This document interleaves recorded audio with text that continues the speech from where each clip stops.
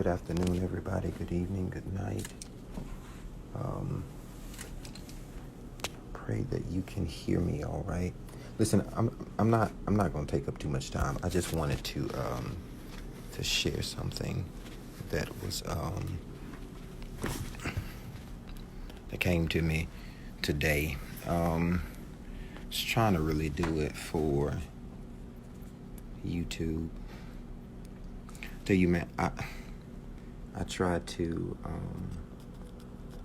share as often as I can.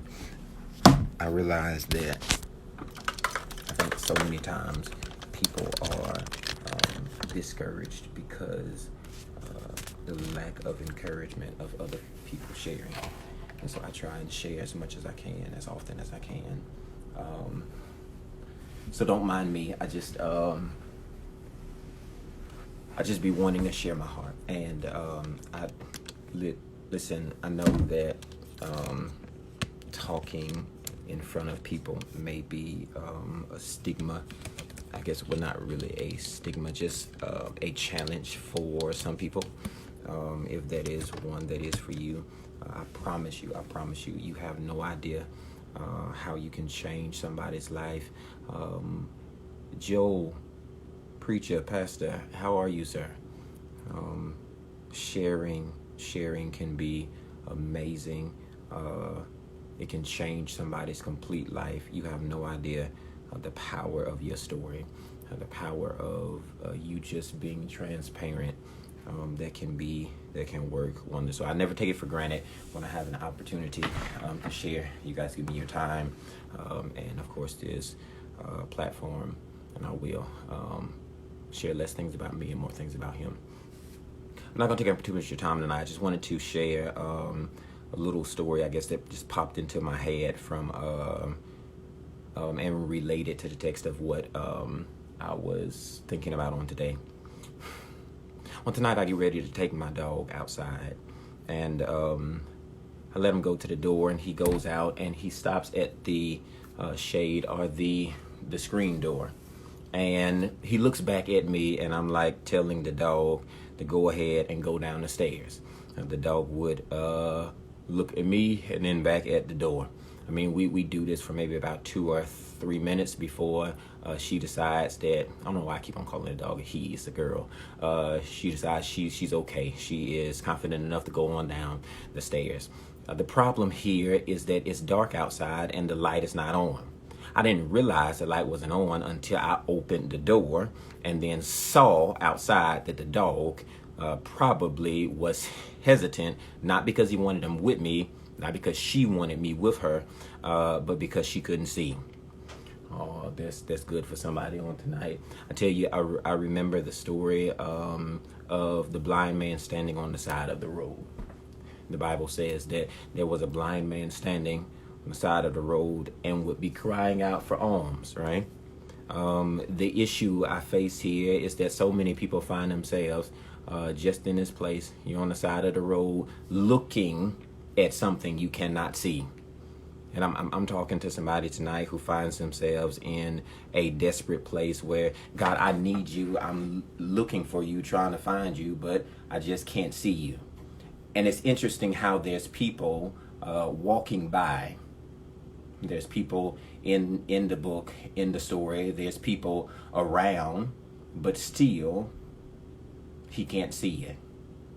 I don't know the word that God has spoken over your life. I'm not sure what he has suggested to you. I don't know the word that he would be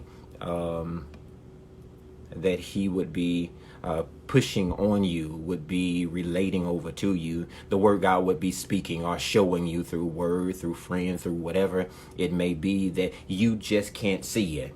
And for my little dog on tonight, I easily turn on the light. I can flip up the switch. I wish it was that simple for us in our spiritual walk. When you feel depleted, when you feel dry, when you feel like you are at a place where you just can't see it. Or God, I know what you called me to do. I can't see it. I know the vision that you've placed over my life. I can't see it.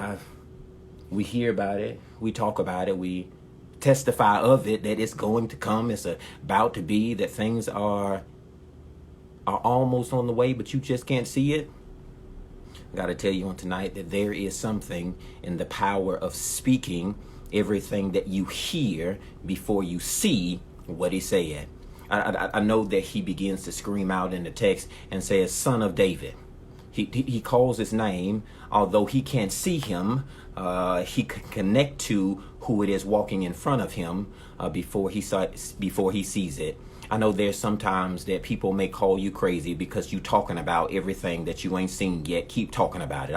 I know they would doubt you and say that your credit's not good. Your background won't qualify you for that. I know that the calling over your life is bigger than you from the background that you come from, but keep speaking about it until you see it. I know that the people got louder in the text as the man got even louder.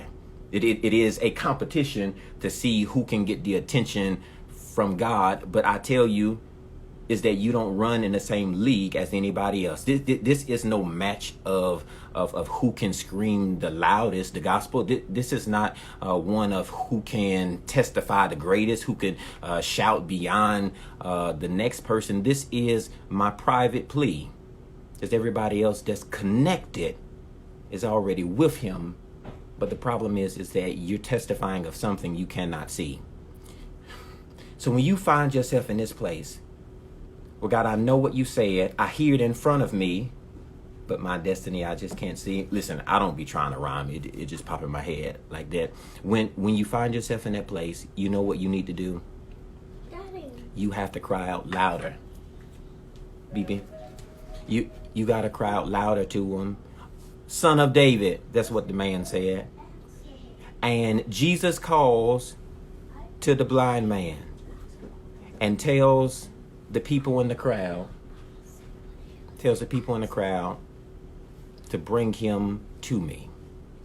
I don't know who's next to you, who wouldn't help you, but God is using everybody that's around you, connected to you, to make sure you stay focused to get on through. I know that it hurts sometimes being disconnected from a lot of friends, of mom and dad, of an old spouse. It does not matter who it is that they serve the purpose in the complete aura of things where they would help you get to where you need to be. And I know all these people, it seems like it wouldn't make sense that they're all here for one man. But I tell you, if you have not experienced him, if you have not tried him, if you've ever doubted him, I know God to work just in this way. I know him to work just like that, where God will show up and use everything connected to you to make sure you get to where you need to be. Since they bring him to him, and Jesus asked the man, what do you want from me? And this is my highlight of the text. The man said, I'm standing in front of everything that I know is calling me. I'm standing in front of God, of salvation, of friends, of everything I can ask for. And he says, I wanna see it.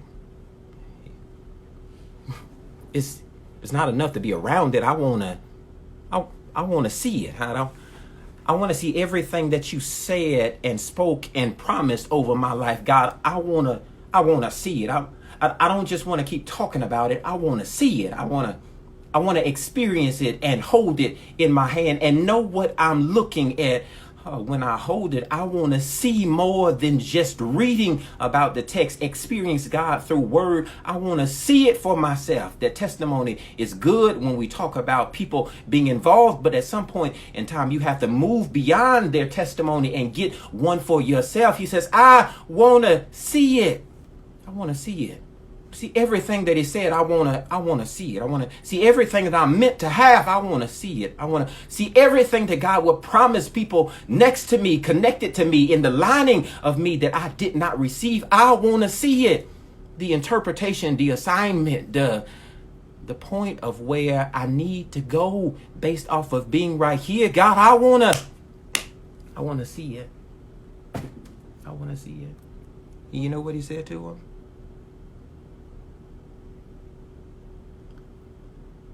He took mud, spittle, dirt and spittle. He made mud cakes, put on his eyes, and told him go. The crazy thing about it is that the man is blind, but Jesus heals him and lets him see, but he puts mud on his eyes. I can't hear you tonight. If he's blind, how is mud gonna help the man see if what's on his face hinders him from seeing? The calling, I know it's bigger than you. I know it. I know everything that God placed inside of you. You want to doubt because you don't think you are able to perform it. You are called enough to do it. You are great enough. You think you're too small, and so a lot of times God has to shield what is in front of you by putting mud on you, and so that you don't get caught off guard by everything that is going into.